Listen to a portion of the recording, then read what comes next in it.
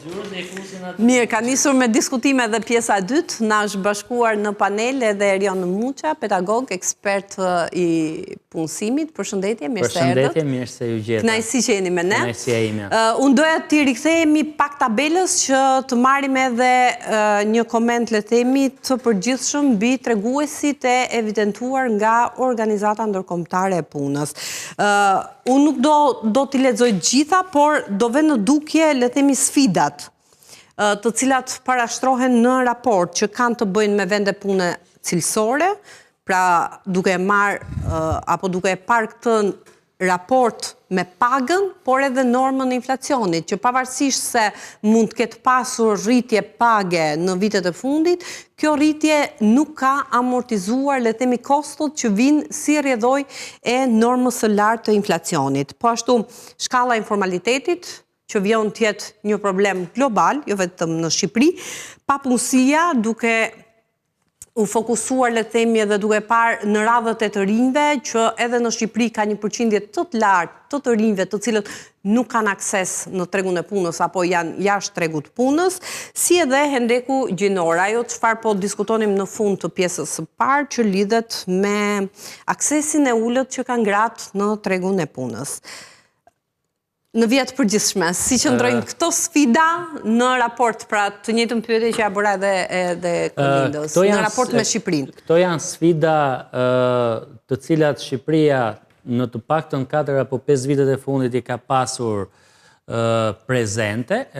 Kjo duke i cekur njërën secilën nga me radhë, do të thoja që Shqipëria është një treg pune i vogël që ka sfida mëdha me cilësinë e punës që ofrohet në radhë të parë.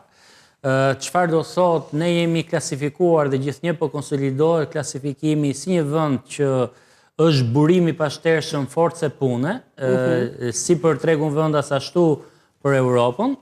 Kjo nuk kupton që nevoja më mëdha në tregun vendas punës janë për punë elementare të thjeshta deri në nivel zanatesh, gjë që në mënyrë apo në tjetër shkon ndesh me tendencën apo trendin e të diplomuarve në të paktën 20 vitet e fundit, në degë të cilat tregu vendas i punës po tregon dhe po provon që nuk po i përqafon më.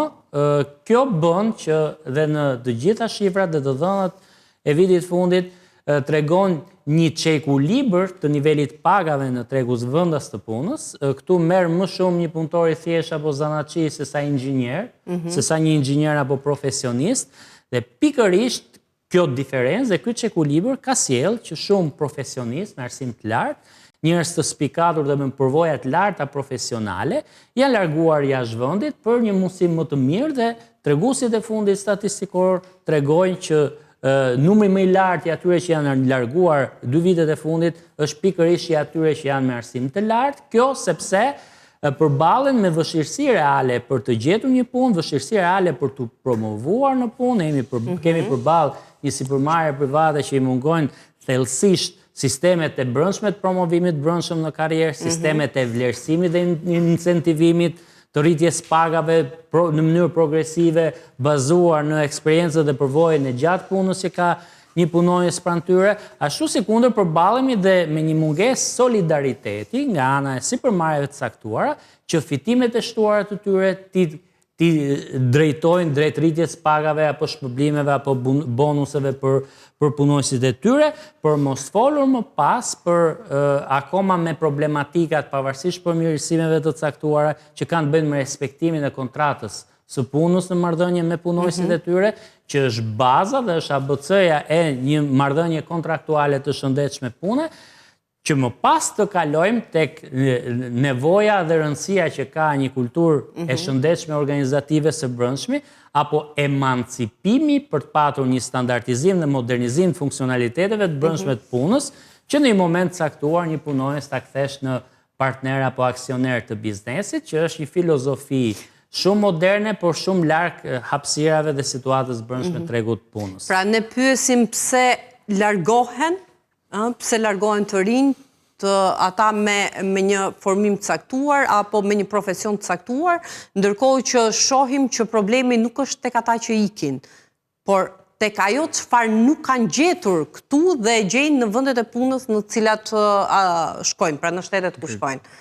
Por të plotësuar pak lidhur me hendekun gjinor, më tepër për të folur diçka aksesin e kufizuar, kjo lidhet shumë me mentalitetin e prapambetur që ka filozofia e sipërmarrjes private në Shqipëri, sepse i preferon meshkujt në mënyrë paragjykuese dhe bazuar një stereotip i cili totalisht në mendimin tim është anakronik, që predispozita një mashkulli për të punuar jashtë orarit punës, me ngarkesat caktuara fizike dhe mendore, dhe duke qenë në dispozicion punës me orar pa orar, ka sjell arsyetimin që pikërisht meshkujt preferohen për në të shumtën e rasteve për një punë caktuar. Pavarësisht produktivitetit që mund të kenë në vendin e punës. Sigurisht, gjithmonë duke e parë se si mund Ky është kompromisi që ato bëjnë. Ti shfrytëzojnë. Në aspekt me produktivitetin, duke pa pikërisht këto benefite që mund të jenë në një farë forme më afatgjate, edhe mund të kthehen ndoshta në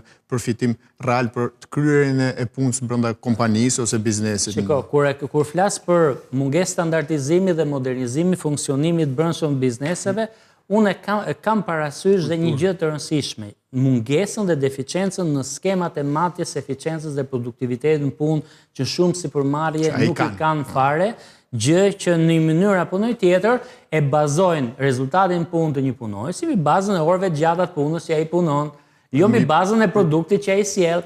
Dhe unë kam qenë një nga partizanët dhe publikisht që kam kërkuar që punojësit të vlerësohen mbi bazën e rezultatit dhe jo mbi bazën e orëve të punës.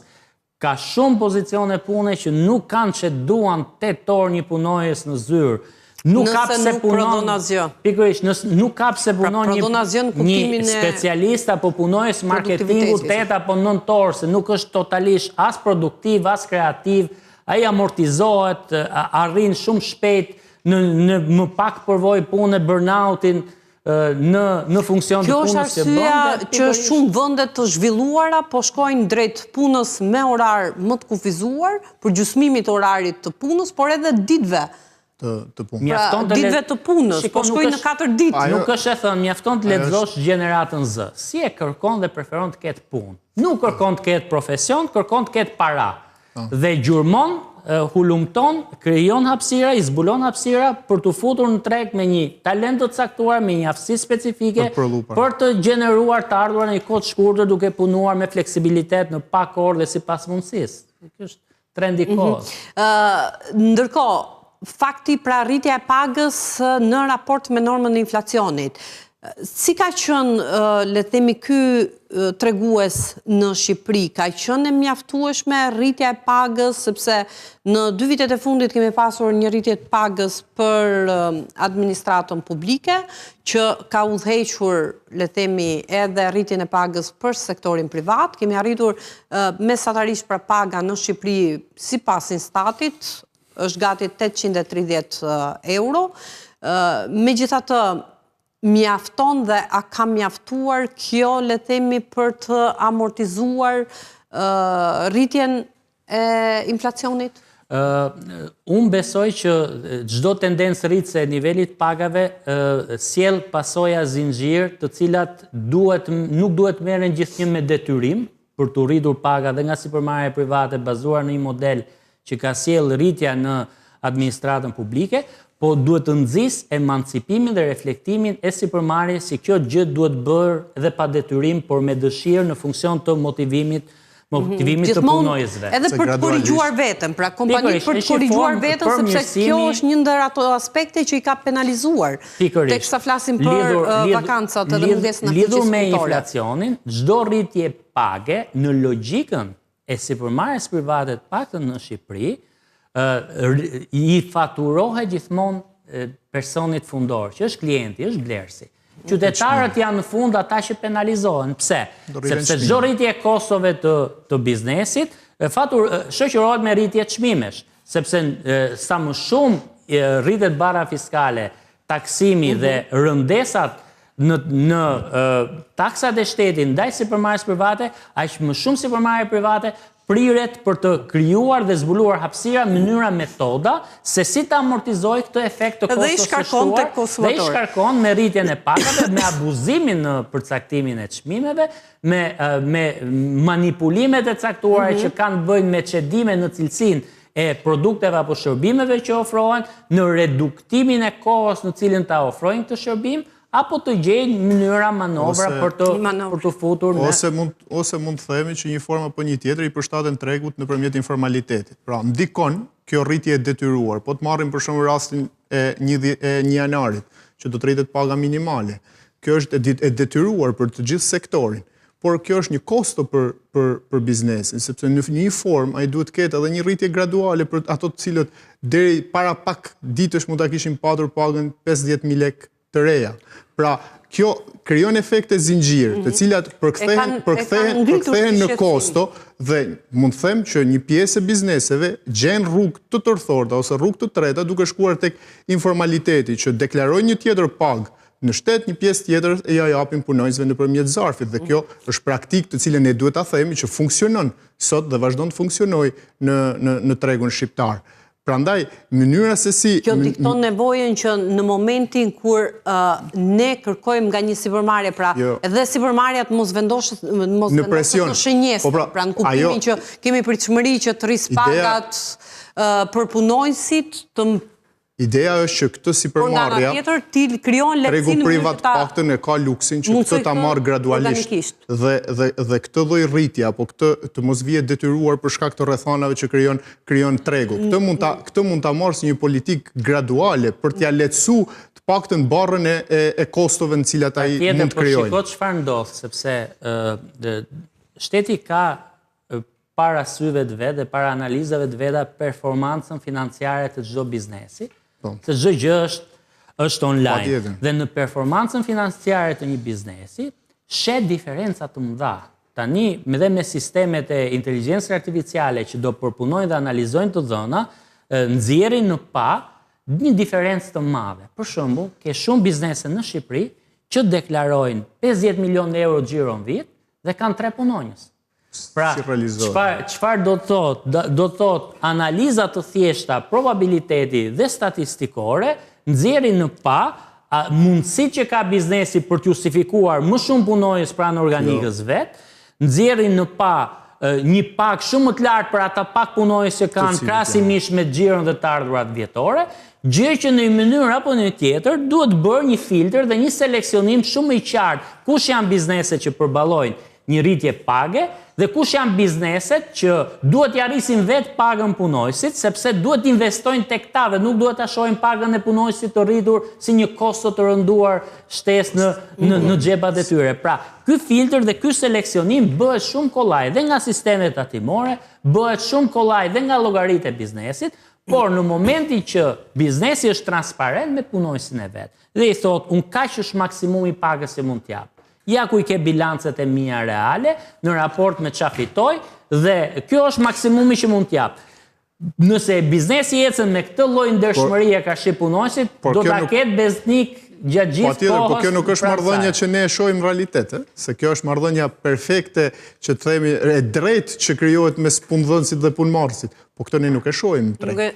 Dhe prandaj e cega edhe në pjesën e parë, mënyra se si punëdhënësi e trajton, e shikon punëmarrësin, ndikon shumë edhe në mënyrën se si ndërmerren gjithë të hallka apo politika të brendshme një farë forme, që ne këtë punonjësin t'i krijojmë hapësirën, ta mbajmë dhe të investojmë që nëpërmjet produktivitetit shtuar që ai ka, apo cilësisë të rritur në punë që kemi të ky punonjës, do të kthehet sepse është kthim për kompaninë, është kthim për rritjen e xhiros që mund të ketë ajo kompani dhe një farë forme përfiton vetë biznesi. Prandaj është shumë e thjeshtë ta kuptojnë. Problemi është që kultura në cilën ne kemi ndërtuar, nuk mund të themi të gjithë, por shumicën e mënyrës se si sot drejtohen një pjesë e mirë e sektorit apo biznesin në vend, nuk e shohim këtë konkretisht. Pra, këtë të qenurit i drejt me punonjësin, apo për të treguar të hapur ndaj punonjësit që një farë forme ne e dim shumë mirë që punonjësit janë kushtent se sa prolon kompania, e din shumë mirë se sa mund të shkojnë xhirot vjetore të një kompanie. Dhe këtë punonjësit në një farë forme e bëjnë analizë me veten dhe kur kuptojnë se çfarë pagë marrin në fund të ditës, kjo krijon pak knatësitë që detyrimisht ose i çon në një vend tjetër pune ose i nxjerr në tregun jashtë. Do të reflektohen. Pastaj siç ka ndodhur me shumicën e pjesës më të madhe të atyre specialistëve të formuar, të shkolluar mirë, të cilët kanë zgjallur një treg jashtë pikërisht për këto arsye të cilat nuk i kanë gjetur në tregun vendas. Ndërkohë kishte edhe, le të themi, një shqetësim që ishte evidentuar në raport, ishte edhe fakti që ka një pjesë jo të vogël të atyre që nuk janë as në shkollë dhe as në punë. Të rinjve. Të rinjve që nuk janë as në shkollë dhe as në punë. Ideja është e tillë që këta përgjithsisht klasifikohen ke punonjësit e dekurajuar që në një mënyrë apo në një tjetër janë më të prirur drejt gjenerimit të ardhurave në informalitet. Këtu kemi të bëjmë shumë me ata të ri të cilët edhe punojnë platformat ndërkombëtare online duke ofruar shërbimin e tyre me pagesë, të ardhurat që ata fitojnë gjithnjë vinë në llogaritë e tyre bankare dhe deklarohen apo justifikohen si remitanca dhe të ardhurar nga të afërm në emigracion dhe pikërisht kjo tipologji është ajo që po mundohet të sistemohet tani dhe me ligj që shumë të ri të fillojnë të deklarojnë veten. Pse? Mbarojnë një shkollë, nuk figurojnë të punësuar, gjenerojnë të ardhurar përmes punëve që bën online apo përmes shërbime që ofrojnë në informalitet dhe gjenden në këtë situatë në cilën në një mënyrë apo në një tjetër duhet të formalizojnë vetet. Ka një tendencë në fakt që shumë të ri të formalizohen, kjo sepse një pjesë e mirë e shërbimeve që atyre u vinë për të ofruar, vinë nga kompanija që i kërkojnë minimalisht të jenë të regjistruar në Shqipëri, gjë që në një mënyrë apo një tjetër po i kushtozon ata një pjesë të tyre, po kjo më shumë e konsideron, le të themi, pjesë të paformalizuar apo është totalisht pjesë e paformalizuar. Që do thotë kanë të ardhura, gjenerojnë të ardhura, por nuk janë të formalizuar. Nuk janë të formalizuar. Dhe kjo është tipologjia grupmosha e të rive, kryesisht ata që janë në prag të mbarimit apo sa kanë mbaruar një shkollë të lartë, kryesisht një sistem bachelor dhe rrjedhimisht një angazhim caktuar në një punë caktuar ata e kanë. Pse? Sepse nëse nuk do ta kishin dhe nuk do të gjeneronin të ardhura, ne nuk do kishim treguesit më të mirë të papunësisë tek të ri që tregu vendas i punës ka momentalisht që ka arritur në 20% për të hera e parë në të paktën 10 vitet e fundit që kjo shifër bie në 20%, pavarësisht se jemi akoma shumë lart krahasimisht me mesataren e vendeve të Bashkimit Evropian, që jemi pothuajse 40% më lartë në të paktën treguesit e përqindjes papunësisë grupmoshës 19 deri 29 vjeç, po kjo vjen dhe si rezultat i elementeve edukativ që ne kemi patur. Është aksesi në tregun e punës në Shqipëri që për të rinjt shqiptar është akoma i vonë, pavarësisht se ka bërë përmirësime.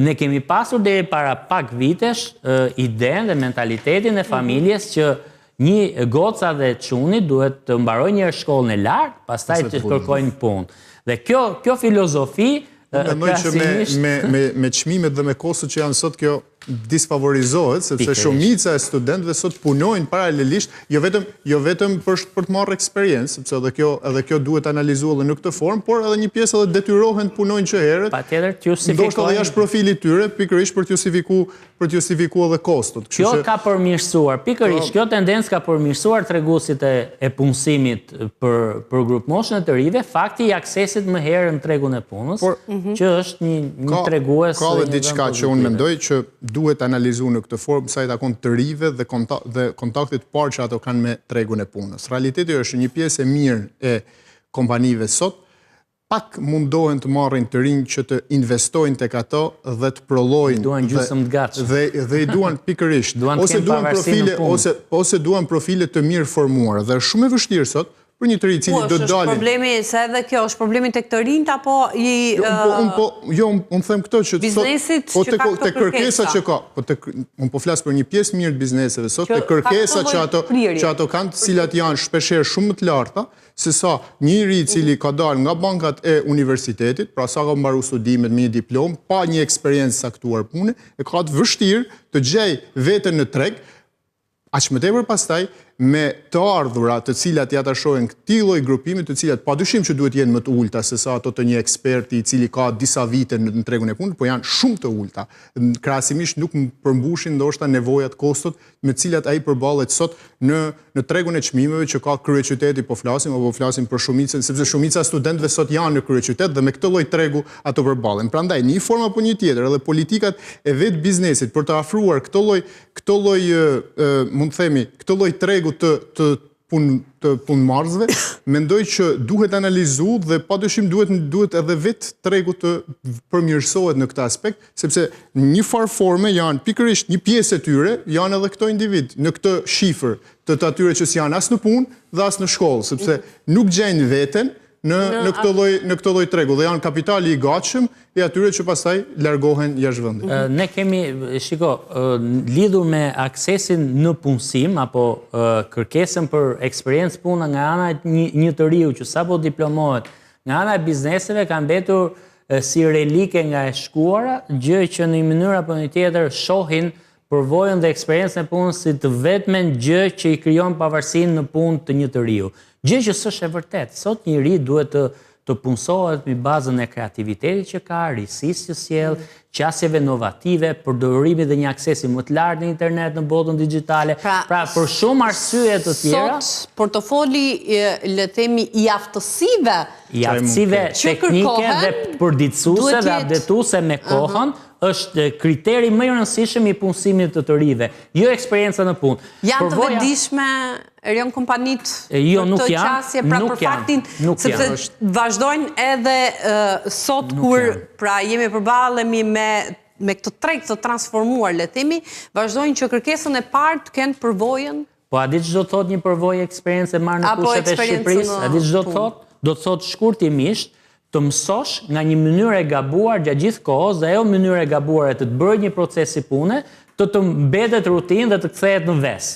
Pra çfarë do thotë? Unë kam bërë një studim para 4 vitesh dhe kam marrë për bazë 2500 ekonomistë dhe financier në Tiranë, Durrës dhe Elbasan dhe me përvojë nga 2 vite deri në 10 vite dhe di çfarë më ka rezultuar, që 70% e tyre s'din të mbyllin bilancë.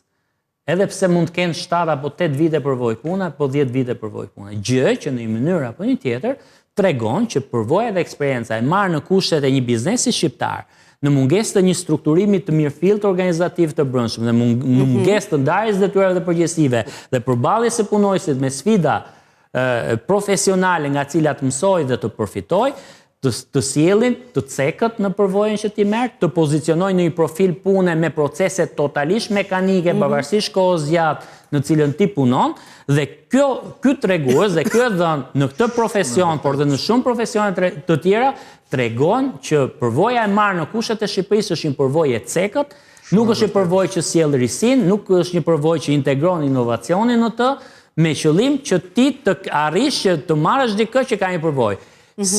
Pavarësi në punë sot njëri mund ta fitoj dhe me njohuri dhe punë autodidakte, përmes kurseve që mund bëj, përmes kërkimit në internet, përmes krijimit një modeli si duhet funksionojë një proces pune, jo si e gjejnë të rit atë në një kompani të caktuar. Se ne këtu kemi gafa nga më të mëdhat, kemi biznese dhe sipërmarrje të cilët ngatrojnë titujt dhe terminologjitë e pozicioneve dhe profileve të punës dhe kuptojnë tjetër gjë me një profil pune. Pra, me menaxherin e shitjes ngatrojnë agentin. Pra, dhe diferenca të tjera, të tilla në treg, çfarë bëjnë thjesht dhe vetëm e komplikojnë situatën dhe shumë të ri fatkeqësisht fillojnë një punë, mësojnë nga paraardhësi në atë pozicion pune, mësojnë nga kolegu tjetër i zyrës dhe ecin në atë rutinë. Gjë që nuk ofrojnë do të risi, një spirale që nuk të ofron që të integrosh risit dhe dinamikat e tregut. Nuk bëhen do të kompetitiv. Tani, kishte edhe një aspekt tjetër që unë dhe Kolindo e diskutuam para se të nisë emisioni, pra qasja ndaj teknologjisë. Ne sot po përballemi me mësymje dhe një zhvillim apo progres teknologjik, inteligjenca artificiale, për shumë kënd konsiderohet avantazh, por nga ana tjetër në raport shihet si kërcënim. Kërcënim për të rinjt, kryesisht të moshës 15 deri në 24 vjeç, të cilët kanë një nivel të avancuar arsimor dhe përballen me një rrezik më të madh të automatizimit se sa krahasimisht pra me homologët e tyre thuhet në raport që mund të kenë një nivel më të ulët të arsimimit. Pra, në këtë kontekst, avancimi teknologjik, inteligjenca artificiale duket që mund të jetë një avantazh, por nga ana tjetër penalizon të kualifikuarit. Sepse shiko, unë do bazohem në një shprehje të Noam Chomskyt dhe ai thotë që ne kemi krijuar me dorën tonë një armë të fortë për të promovuar plagjaturën përmes inteligjencës artificiale, pra e drejta autorit në nivel global bie dhe në këtë kuptim grupmosha e të rive sot po krijon një varësi shumë të lartë ndaj përdorimit të teknologjisë apo inteligjencës artificiale, duke edukuar dhe ushqyer veten për të qëndruar afatgjatë si analfabet funksional. Ne duhet jemi koshent që gjithë raportet dhe studimet që qarkullojnë në Europë, të paktën 3 vite e fundit, tregojnë një përqindje që varion nga 45 deri në 50% të para-adoleshentëve dhe adoleshentëve që janë analfabet funksional. Dhe analfabetizmi funksional, nëse i jep një mjet në dorë, siç është inteligjenca artificiale, thjesht e konsolidon dhe e përforcon më shumë qëndrimin në një periudhë afatgjatë si analfabet funksional. Pikërisht. Nuk bëhet më pastaj. Gjë që në një mënyrë apo një tjetër, duke mos pasur dhe edukimin e duhur apo sistemin për të edukuar të rinjt në mënyrë si duhet përdoret në mënyrë të kufizuar në funksion të nevojave të përditshme, aq sa duhet si mjet pune për të finalizuar një projekt, jo për ta iniciuar apo ideuar atë. Pra, në momentin që ne nuk e edukojmë një të ri me sistem bazuar në një program që nis nga shkolla dhe përfundon ke shoqëria dhe nesër më vonë tek puna, atëherë ne gjithnjë këta të ri do t'i kemi para telefonit, do t'i kemi para gjetjes së çdo gjëje gati dhe para konsultimit me inteligjencë artificiale si një dritare apo vitrinë ku ti mund zgjidhësh çdo gjë, pa pasur një ide vet mbi si të zgjidhësh një proces saktuar. Unë mendoj që një formë apo një tjetër, kjo ndikon edhe te ulja e kreativitetit tek të rinjt, sepse po mundohen të marrin produkte të gatshme, pra po shkojmë drejt kësaj që të rinjt i orientohen produkteve të gatshme. Ajo çka ne sot nuk duhet ta shohim kur mendoj unë zhvillimin e inteligjencës artificiale ta vendosim atë përballë, pra si një faktor i cili do ndikojë negativisht në këtë aspekt. Ne sot në kushtet në cilat jemi duhet gjejmë forma se si ne mund të përshtatemi me këtë zhvillim të teknologjisë sot për ta sjellë atë në dobi, jo vetëm në arsimim, jo vetëm në punën tonë të përditshme të cilën ne e zhvillojmë dhe në profilet që ndërtojmë. Pra profilet që sot ne synojmë të kemi, duhet të jenë ndryshe nga ato që kemi patur deri më tani. Pra duhet kthejmë profile të reja pune ndoshta, të cilat i përshtaten këtij zhvillimi apo stadit teknologjik në të cilën ne jemi, për ta marrë dhe për ta kthyer këtë në një avantazh dhe padyshim edhe të brendshëm të vetë biznesit, kompanisë, punës e tjerë me tjerë. Duhet të jetë kjo lëvizja taktike, le të themi, e bizneseve sot që të mos krijojnë, le të themi, hendeqet tjera në tregun e punës, pra mos krijojnë handikapet tjera në tregun e punës, por nga ana tjetër të mos penalizojnë këtë kategori që sepse ju e pat vetëm në kushtet që sa i dëmton të rinjt mësymja e teknologjisë, inteligjencës artificiale, por nga ana tjetër ata të cilët mund të jenë formuar, mund të kenë një ku ka arritur përditësimi me kohën i strukturimit brendshëm të një biznesi, deri tek shkalla si ku dhe kur duhet ta përdor inteligjencën artificiale në proceset e punës që ka një punonjës. Pra ku duhet ta përdori? Pra një menaxher zyre. Sa duhet ta riprodhoj gjithë deklaratën aty, duhet të riprodhoj një pjesë të deklaratës, duhet t'i japi vetëm strukturim vizual dhe logjik deklaratës pasi e ka shkruar vetë. Pra, cila do jetë shkalla e integrimit të inteligjencës artificiale sipas pozicionit dhe profilit punës.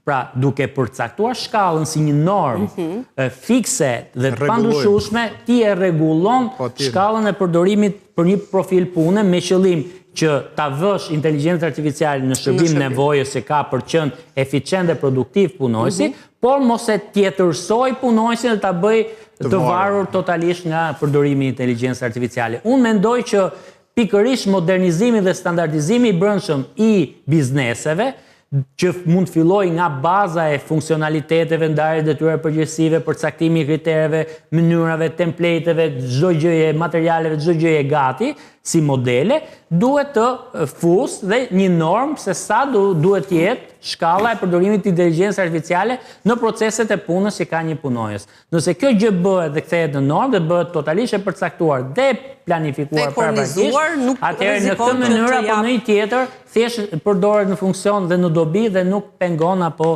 tjetërson një punonjës që tjetë totalisht I prirur drejt përdorimit. Po, nuk penalizon askënd. E fundit, duke qenë se edhe në këto raporte, le themi, në këto hulumtime që kryen nga organizatat ndërkombëtare, ajo që vjet në dukje është që pas çdo dekade tregu I punës transformohet, ndryshon. Dhe në këtë kontekst të ri që është krijuar, me gjitha ato elementë që ne I përmendëm, çfarë na rezervon e ardhmja? Ku duhet jenë, le themi, shtyllat, piketat?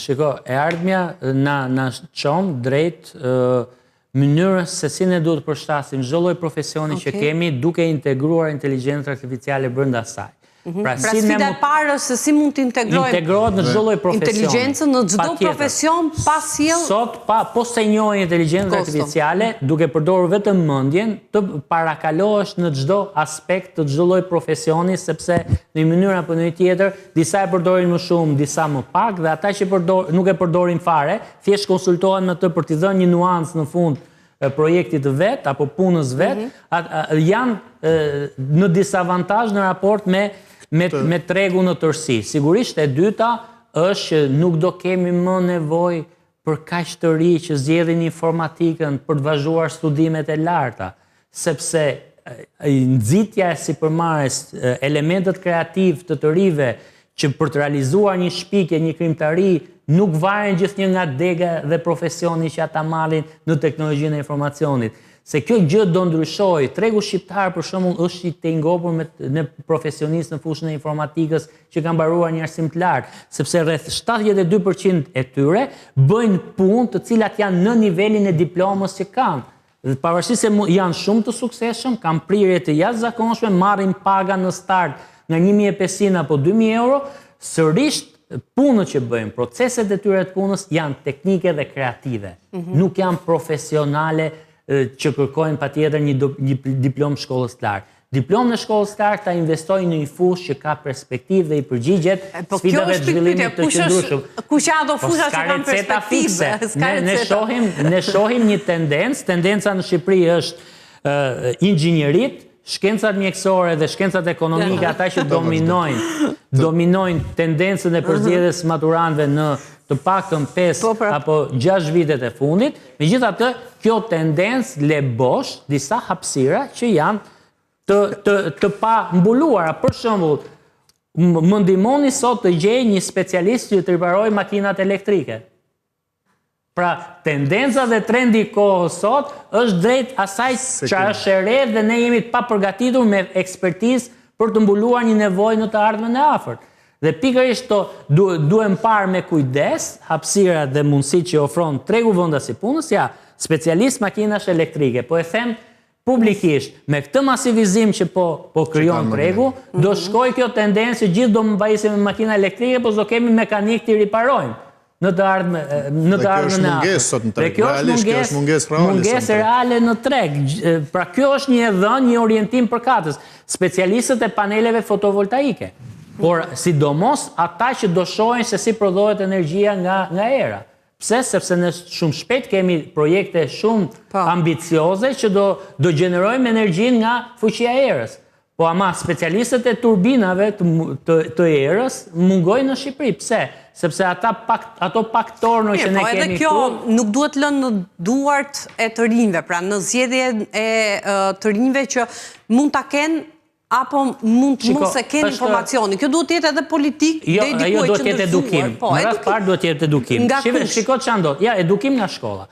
Një nga programe që po promovohet më shumë në Europë është modeli STEAM. Dhe unë jam ekspert për Shqipërinë I këtij modeli. Modeli STEAM është integrimi I shkencave bashkë për të realizuar një shpikje nga ana e një të riu.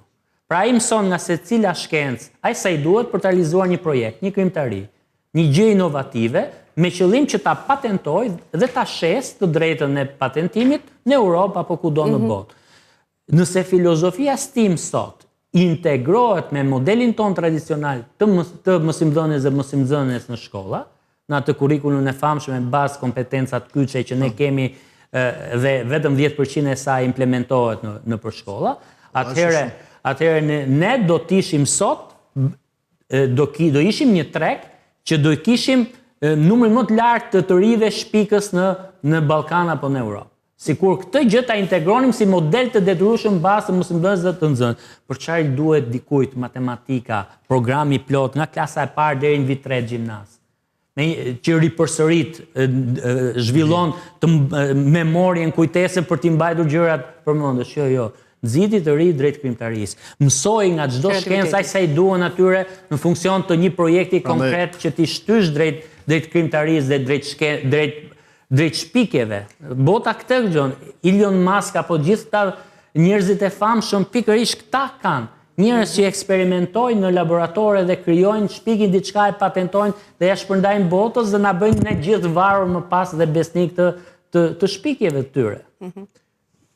E vetmja gjë që ne, për ta përmbyllur, e vetmja gjë që ne sot mund të themi që është e nevojshme, është përshtatja. Dhe këtë përshtatje më shumë do ta shikoja tek universiteti si tek programet që sot ofron, që të paktën në trendet që ne shohim në universitetet jashtë vendit kanë patur riprofilizim të programeve studimit, janë munduar që inteligjencën artificiale, teknologjinë ta bëjnë, ta ndërthurin në shumë programe studimi. Këtë tendencë pak në universitetet publike e shohim të avashtë në vend dhe kjo do të ndikonte padyshim tek rritja e interesit ndaj këtyre programeve dhe do prolonte specialist më vonë, të cilët do i përshtateshin nevojave reale që tregu ka dhe avancimit të shpejt që ai ka. Pra, duhet punojmë sot për të paktën 10 vitet e ardhshme, duke parashikuar se çfarë mund të ketë zhvillim trend teknologjia, por edhe vetë tregu të përparoj në ato 10 vite dhe për këtë duhet nisim patjetër sot. Duhet nis puna pikërisht që t'i paraprim, le të themi, këtyre sfidave dhe të mos lejojmë avancimin e mëtejshëm të tyre. Pra, në momentin që ato mund të kthehen në sfida të pakapërcyeshme, sigurisht edhe tregu do ta reflektojë një gjë të tillë. Një fjali të fundit, mësimdhënia aplikative është termi i dur për të shpjeguar nevojën që kanë sot shumë universitete për të integruar brenda tyre. Çfarë nënkupton? Nëse një të riu sot i kërkohet eksperienca punës, këtë gjë ja jep universiteti brenda auditorëve, duke i zhvilluar jo vetëm formimin e përgjithshëm, por aftësitë e tyre teknike, mbi detyrat e përgjithësisë që duhet realizohen me qëllim që kur të fillojnë punën ta kenë përvojën nga universiteti dhe të fillojnë të bëjnë punën që ditën e parë. Meqense këtë gjë e kërkon edhe biznesi, pra këtë përvojën që konsiderohet e çmuar. Unë ju falenderoj sepse kemi mbritur në fund. Faleminderit, kënaqësi që ishit me ne. Faleminderit Tolindo po ashtu. Kënaqësi, kemi mbritur në fund të emisionit edhe për sot. Takimi i radhës do të jetë të hënën në orën 16 deri atëherë ju lënj në shoqërinë e programacioneve në vijim, fundjavë të këndshme për të gjithë ju dhe miru takofshim.